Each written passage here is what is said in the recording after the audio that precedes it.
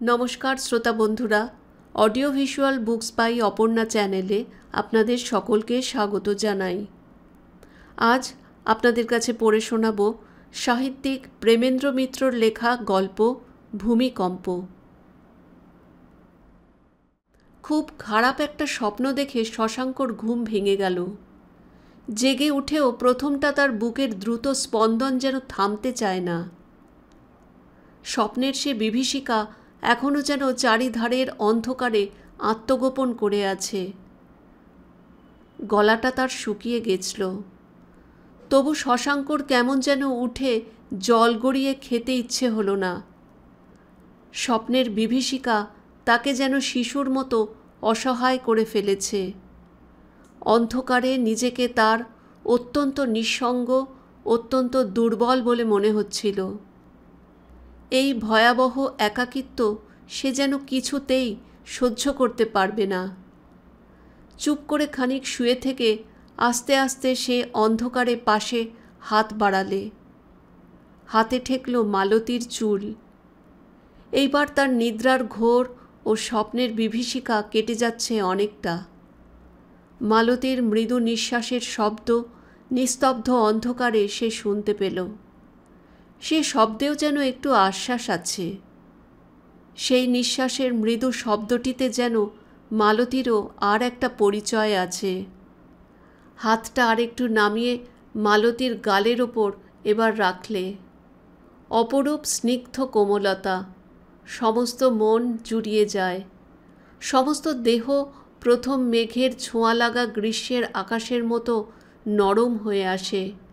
এই কোমলতা, এই স্নিগ্ধতা সে মালতীর সমস্ত সত্তার কাছেই তো প্রত্যাশা করেছিল। কিন্তু তার আশা পূর্ণ হয়েছে কি? নিদ্রিত মালতীর এই রূপের সঙ্গে জাগ্রত মালতীর যে অনেক তফাৎ। মালতীর কাঁধের ওপর হাত রেখে শশাঙ্ক তাকে আস্তে একটু নিজের দিকে আকর্ষণ করলে। ঘুমের ভিতরই মালতী তার দিকে আরেকটু সরে এসে একটি হাত রাখল তার গলার ওপর। মালতীর মুখটি এবার একেবারে শশাঙ্কর বুকের কাছে। মালতীর শরীরের উত্তাপ এবার সে অনুভব করতে পারছে। মালতীর চুলের ঘ্রাণ সে পাচ্ছে। শশাঙ্কর মনে হলো এমন কাছাকাছি তারা অনেক দিন আসেনি।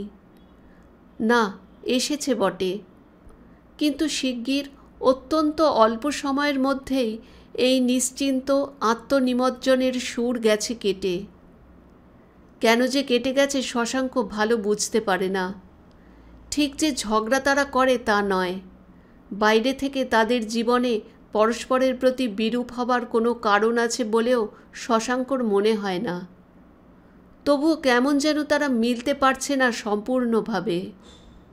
কোথায় তাদের অবচেতন মনে রয়েছে একটা আশঙ্কা, এমনকি একটা আক্রোশও বলা যেতে পারে পরস্পরের বিরুদ্ধে। শশাঙ্কর না থাক, মালতীর আছে নিশ্চয়। মালতী কিছুতেই তার কাছে সম্পূর্ণভাবে ধরা যেন দিতে চায় না, কিংবা পারে না।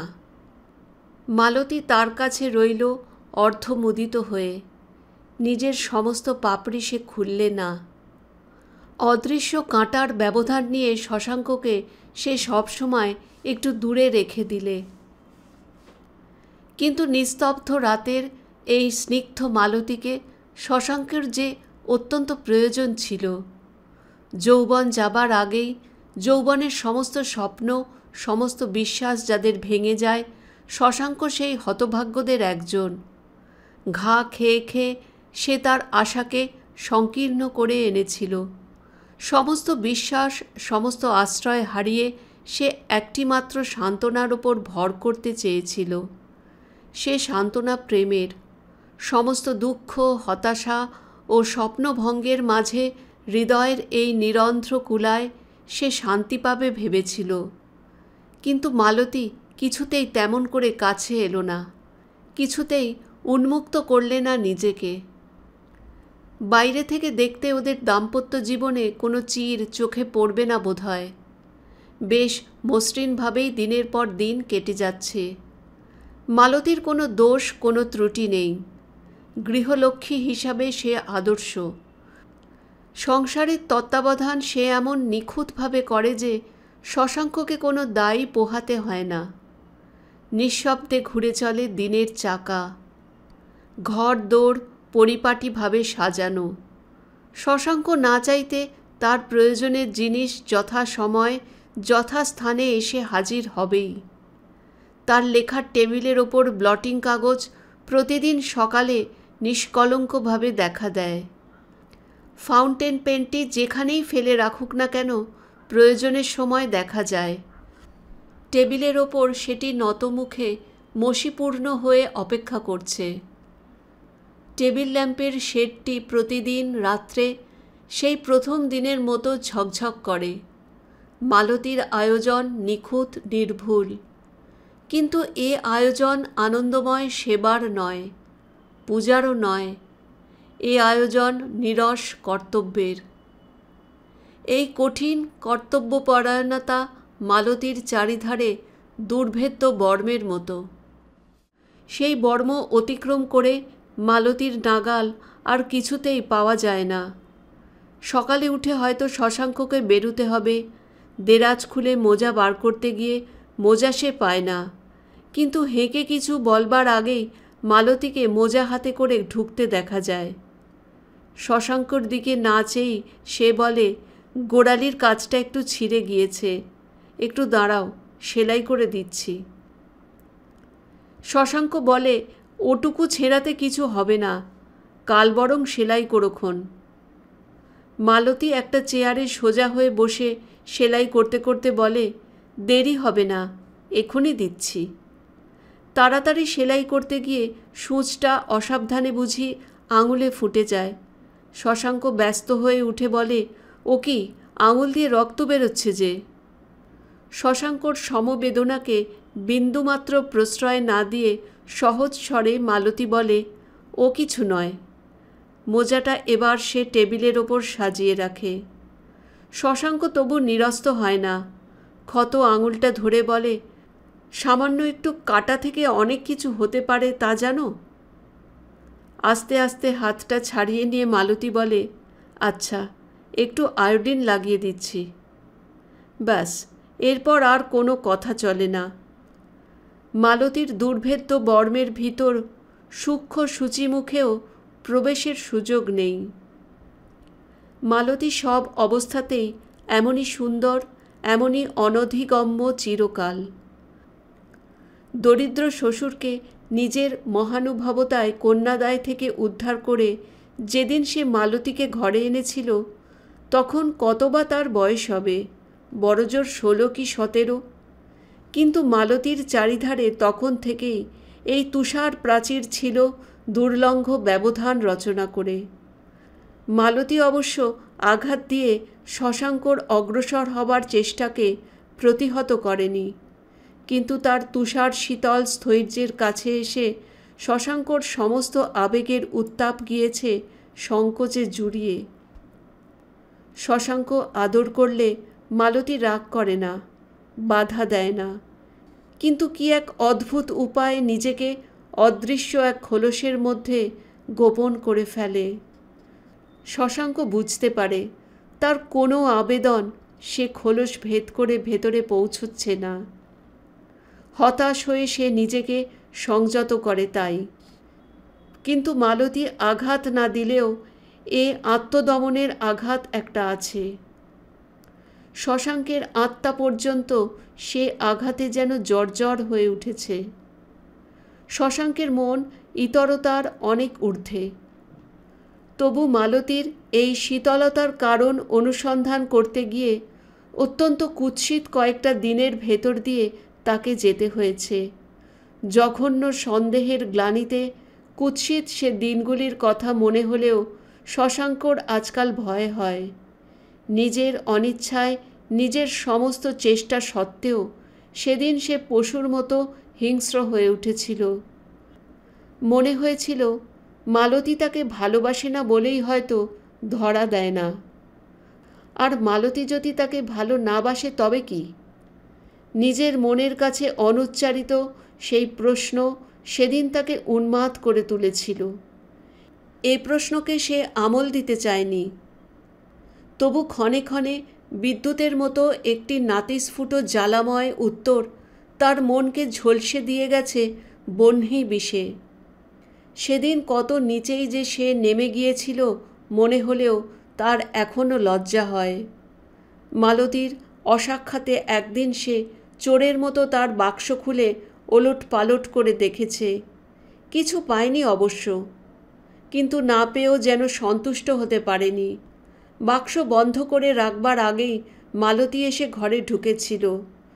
শশাঙ্ক অপ্রস্তুত হয়ে বলেছিল, আমার কামাবার ছোট আয়নাটা পাচ্ছি না, তোমার বাক্সে রেখেছি কিনা দেখছিলাম। মালতী সহজ স্বরে বলেছিল, আয়না ড্রেসিং টেবিলের ওপরেই আছে। সে স্বরে ভৎসনা নেই, বিস্ময়ও নয়। শশাঙ্ক মুখ চোখ লাল করে ঘর থেকে বেরিয়ে গেছিল।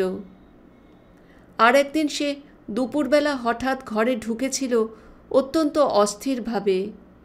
কি তার মনে হয়েছিল কে জানে, কিন্তু ঘরের ভেতর ঢুকে মালতীর সামনে বোধহয় সে তার সংকল্প স্থির রাখতে পারেনি।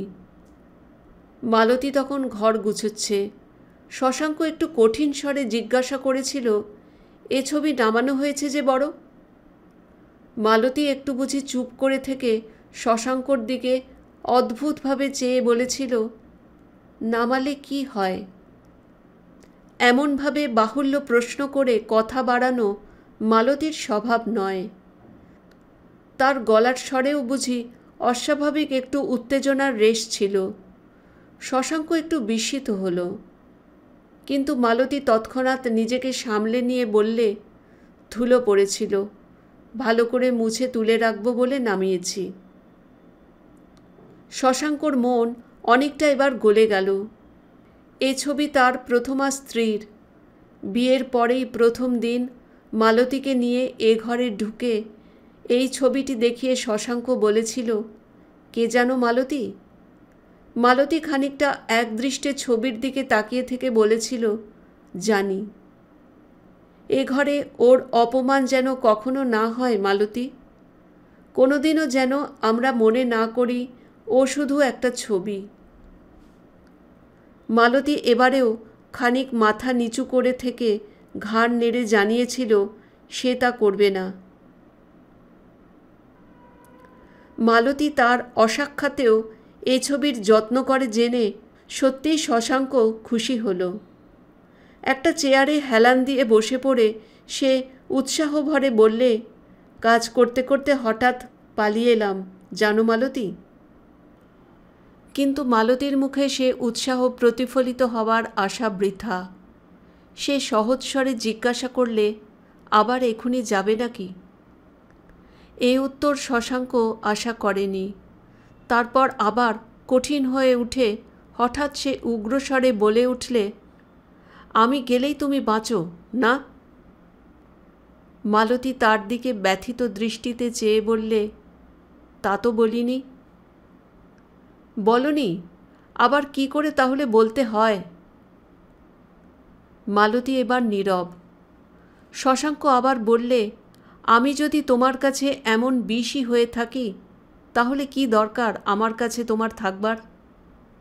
কি ইতরভাবেই সে ঝগড়া করছে বুঝতে পেরে শশাঙ্ক যেন আরও মরিয়া হয়ে উঠল। হিংস্রভাবে মালতীর দিকে এগিয়ে গিয়ে বললে, তোমার এখানে থাকতে ভালো লাগে না কেমন? চলো আজই তোমায় দিয়ে আসছি। মালতী মুখ নিচু করে দাঁড়িয়েছিল। তার সমস্ত মুখ চোখ রাঙা হয়ে উঠেছে। মনে হলো তার স্বাভাবিক স্থৈর্য বুঝি আর থাকবে না। তার অবিচলতার মুখোশ বুঝি ভেঙে পড়ে আবেগের ভারে। কিন্তু মালতী এবারেও জয়ী হল। অসামান্য শক্তিতে নিজেকে দমন করে সে হঠাৎ মুখ তুলে দৃঢ় স্বরে বললে, আমি এখান থেকে যাব না। নিজের ব্যবহারে এবার শশাঙ্ক লজ্জিত হয়ে উঠল মনে মনে। ঘরের ভেতর এরকমভাবে মালতীর সামনে দাঁড়িয়ে থাকতে তার অত্যন্ত অস্বস্তি হচ্ছিল। সে ঘর থেকে বেরিয়ে গেল।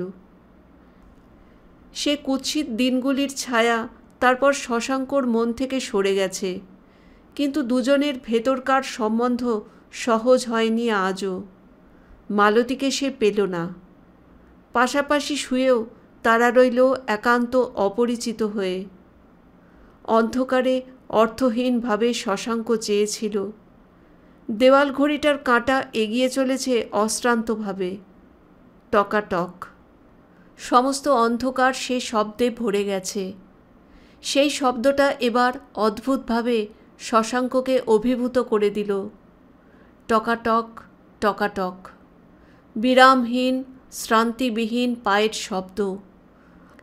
অসীম অনন্ত সময়ের অন্ধকার মরুপ্রান্তর বেয়ে যেন চলেছে অনন্তকালের অক্লান্ত প্রহরী। তারই অশ্বক্ষুরধ্বনি শোনা যাচ্ছে নিয়মিত তালে তালে। এ চলার বিরাম নেই, এ যাত্রার শেষ নেই। কল্পনা যেখানে পৌঁছয় না, সেই অতীত থেকে ধারণার অতীত ভবিষ্যতে এই পথ। ভাবতেও ভয়ঙ্কর লাগে। এ বিশাল অনন্ত সময়ের মরুতে কতটুকু পথ শশাঙ্কের। কালের সওয়ার নিমেষে তার সে আয়ুর পথ পার হয়ে যাবে। তারপর এমনই অন্ধকার আর শূন্যতা। এই নশ্বর আয়ুর কি সার্থকতা আছে একমাত্র প্রেমে ছাড়া? এই জীবনের একমাত্র সান্ত্বনার ভিতরের রঙে অন্ধকারকে ক্ষণিকের জন্যে রঞ্জিত করে তোলায়। কিন্তু শশাঙ্কের সে সান্ত্বনাও নেই। একবার মৃত্যু তাকে ব্যঙ্গ করে গেছে, এবার জীবন আছে তার সামনে দুয়ার রোধ করে। হঠাৎ শশাঙ্ক চমকে উঠল। জানালার পাল্লাটা কে যেন সশব্দে নেড়ে দিয়েছে। সেটা ঝনঝন করে নড়ে উঠেছে। শশাঙ্ক কৌতূহলী হয়ে উঠে যাওয়ার আগেই সমস্ত ঘরটা যেন দুলে উঠল। দরজা নড়ছে, খাট দুলছে, আলমারির জিনিসপত্র, দেওয়ালের ছবিগুলো সব উঠেছে অস্থিরভাবে কেঁপে। চকিতে ব্যাপারটার অর্থ বুঝতে পেরে শশাঙ্ক ভীত হয়ে উঠল। সজোরে মালতীকে নাড়া দিয়ে ডাকলে, ওঠো ওঠো মালতী, শিগগির ওঠো। ঘর তখন রীতিমতো দুলতে শুরু করেছে। ছিটকিনি খুলে গিয়ে জানলার পাল্লাগুলো আছাড় খাচ্ছে গড়াদের ওপর। ওপরের একটা তাক থেকে কাঁচের কটা বাসন সশব্দে নিচে পড়ে ভেঙে গেল। সে শব্দে ও শশাঙ্কের ডাকে ধর্মর করে উঠে পড়ে মালতীর নির্বোধ ভয়ে শশাঙ্ককে ধরলে জড়িয়ে। ভূমিকম্প হচ্ছে, মালতী শিগগির ওঠো। শশাঙ্ক কোনো রকমে মালতীকে সঙ্গে করে উঠে সুইচটা টিপে দিলে। অন্ধকারে শব্দটা পাওয়া যাচ্ছিল, আলোতে ভূমিকম্পর বেগটাও দেখা গেল। ঘরের আসবাবপত্র ভয়ানকভাবে দুলছে। কয়েকটা ছবি আশ্রয়চ্যুত হয়ে ঝুলছে। ঘড়ির কাঁটা গেছে থেমে। মালতীর এখনও ঘুমের ঘোর ভালো করে যায়নি। শশাঙ্ককে অসহায়ভাবে জড়িয়ে ধরে থেকে সে কাঁপছিল। এই নিদারুণ বিপদের মুহূর্তেও মালতীর সে আলিঙ্গনের স্বাদ শশাঙ্ক সমস্ত শরীর দিয়ে অনুভব করে যেন নিশ্চল হয়ে উঠল। এমন করে এত কাছে মালতী কোনোদিন আসেনি। ভূমিকম্পে বুঝি মালতীর চারিধারের প্রাচীর এতদিনে গেছে ভেঙে। মালতীকে এক হাতে জড়িয়ে রেখে আর এক হাতে দরজার খিলটা খুলতে খুলতে শশাঙ্ক বললে, শিগগির নিচে চলো মালতী, পুরনো বাড়ির দোতলা, একে বিশ্বাস নেই। মালতী প্রায় অস্ফুট স্বরে বললে, আমরা তো একসঙ্গে আছি, আমরা তো একসঙ্গে আছি। শশাঙ্কের সমস্ত মন গুঞ্জন করে উঠল আনন্দে। হোক ভূমিকম্প, হোক প্রলয়, সে বুঝি আর কেয়ার করে না, মালতী ধরা দিয়েছে। তারা ঘর থেকে বেরুবার আগেই সশব্দে একটা ছবি নিচে পড়ে গেল। থমকে দাঁড়িয়ে দুজনে একবার সেদিকে চাইলে। মালতী নিজের অজ্ঞাতসারে সেদিকে এগিয়ে যাচ্ছিল। শশাঙ্ক তাকে বাধা দিয়ে বললে, থাক, নিচে চলো আগে। দুজনের একবার দৃষ্টি বিনিময় হলো। সে দৃষ্টির ভাষা জটিল, গভীর, শব্দের অতীত। দুজনে এবার দ্রুতভাবে বেরিয়ে পড়ল ঘর থেকে পরস্পরকে জড়িয়ে। কিন্তু হায়, বেশি দূর তাদের যেতে হলো না। ভূগর্ভের অগ্নিস্রোতের আলোড়ন মানুষের হৃদয়ের আলোড়নের তোয়াক্কা রাখে না। একটি জীবননাট্যের পরিবর্তন অর্ধসমাপ্ত রেখেই মাঝখানে ভূমিকম্প গেল থেমে। দরজা জানলা আর নড়ছে না, পৃথিবী শান্ত হয়ে গেছে। সিঁড়ি দিয়ে নামতে নামতে তারা দাঁড়িয়ে পড়েছিল। খানিক নিঃশব্দে দাঁড়িয়ে থেকে মালতী ধীরে ধীরে শশাঙ্কর আলিঙ্গন থেকে মুক্ত করে নিল নিজেকে। এতক্ষণ যেন সে অভিভূত হয়েছিল। আচ্ছন্ন ভাব এইবার তার কেটে গেল। সে আবার সেই আত্মস্থ অবিচলিত মালতী। মালতী ধীরে ধীরে আবার ওপরে উঠে এলো শোবার ঘরে। তার পিছনে এলো ক্লান্তভাবে শশাঙ্ক। ভূমিকম্প শুধু যেন তাকেই বিধ্বস্ত করে গেছে। মালতী ঘরে এসে ছবিটা তুলে ধরলে। কাঁচটা শুধু ভেঙে গিয়েছে, আর কিছু ক্ষতি হয়নি। মালতী শান্ত স্বরে বললে, সকালে কাঁচ বাঁধিয়ে নিয়ে এসো। শশাঙ্ক বিমূঢ়ভাবে রইল সামনে তাকিয়ে। গল্প ভূমিকম্প এখানেই শেষ হলো। ভালো লাগলে বন্ধুরা একটা লাইক করবেন, কমেন্টস করে জানাবেন কেমন লাগলো, শেয়ার করবেন আর সাবস্ক্রাইব করে পাশে থাকতে ভুলবেন না। ধন্যবাদ।